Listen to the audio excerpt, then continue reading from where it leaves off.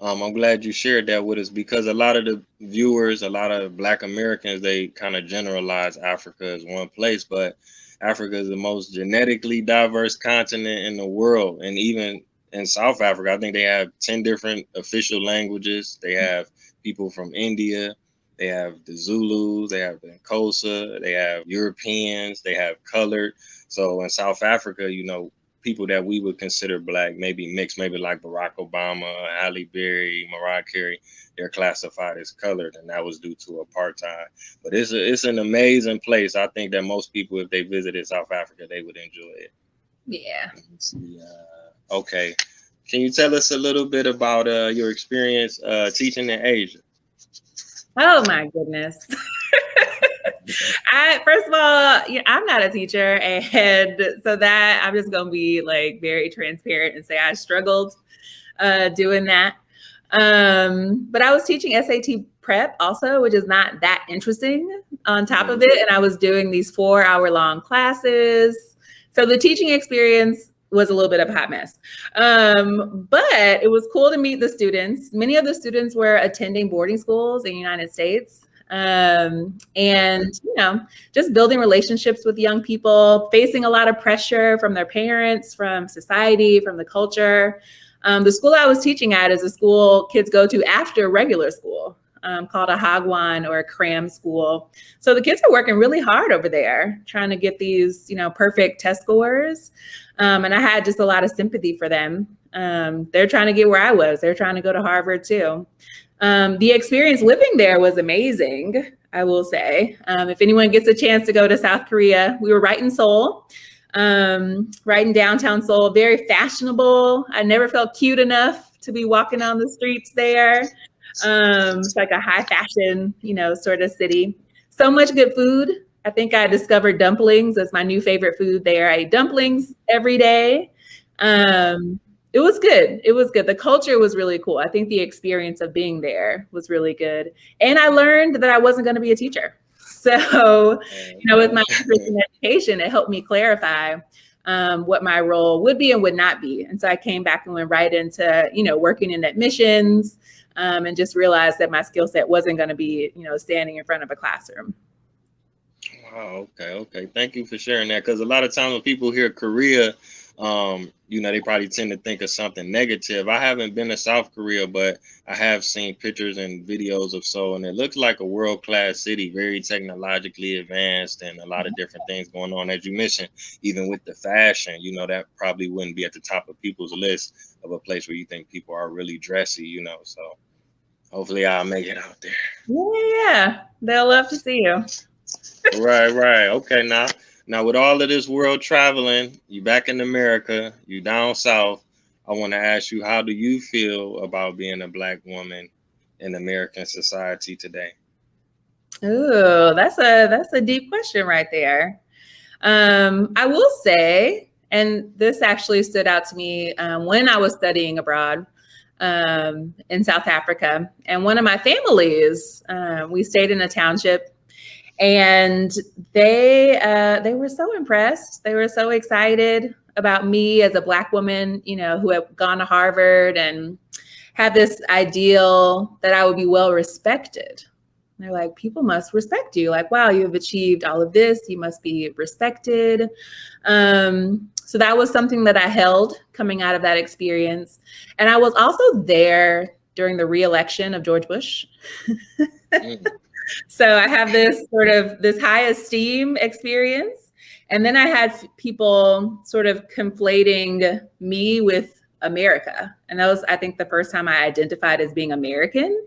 I think, growing up in this country, especially as a Black person, you don't think American, you think Black, right? Yeah.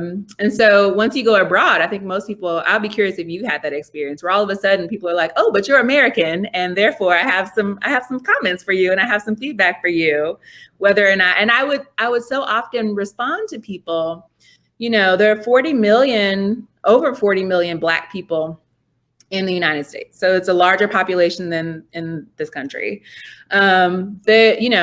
there's a diversity of experiences, a diversity of opinions. You know, you can't lump us all together. You can't lump us with Americans, first of all, and say we're all the same. And you can't, you know, you can't say all black folks are the same. So that's something I've been thinking about ever since then.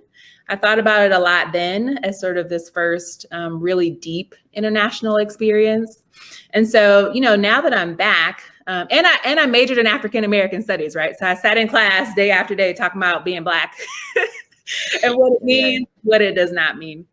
So I'm at a place now where I sort of am acknowledging the shared history that we have. I think that's the most important, that's become one of the most important pieces for me, that regardless of what we got going on today, there's this shared history that we have around how our people came to this country, around how people who look like us have been treated, both in this country and around the world. This sort of membership in a larger group of people of color who make up the majority of folks in the world. Sort of how do we want to conceptualize our identity in that context?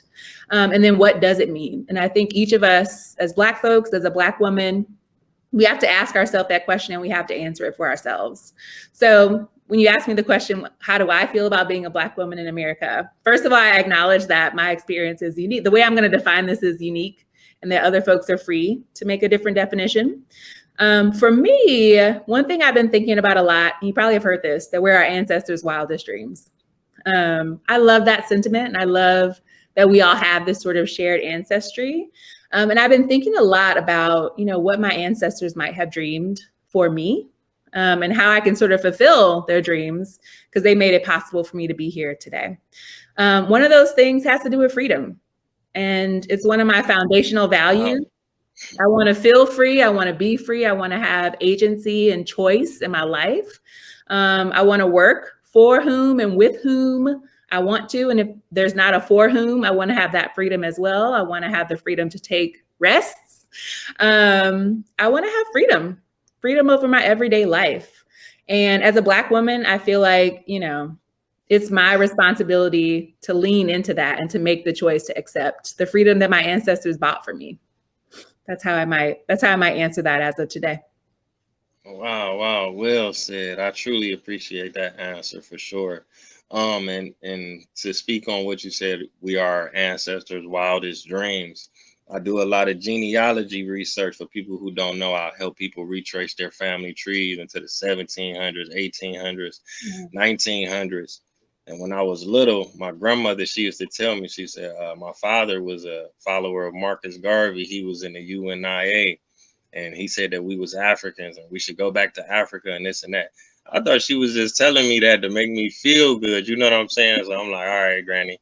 But then I got older and I started doing genealogy, and I went to the Case Western Reserve, to the archives, and I found a membership list.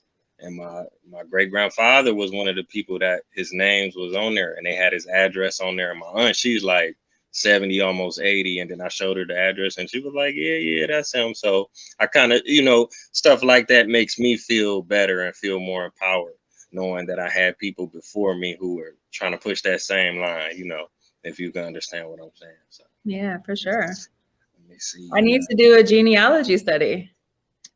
Oh yeah, man. You'd be surprised. You never know who you was related to or what they went through. You know, some great people may have shared the same likes and interests. You know, some things run in the family. Then you'd be like, wow, you know what I'm saying? Yeah,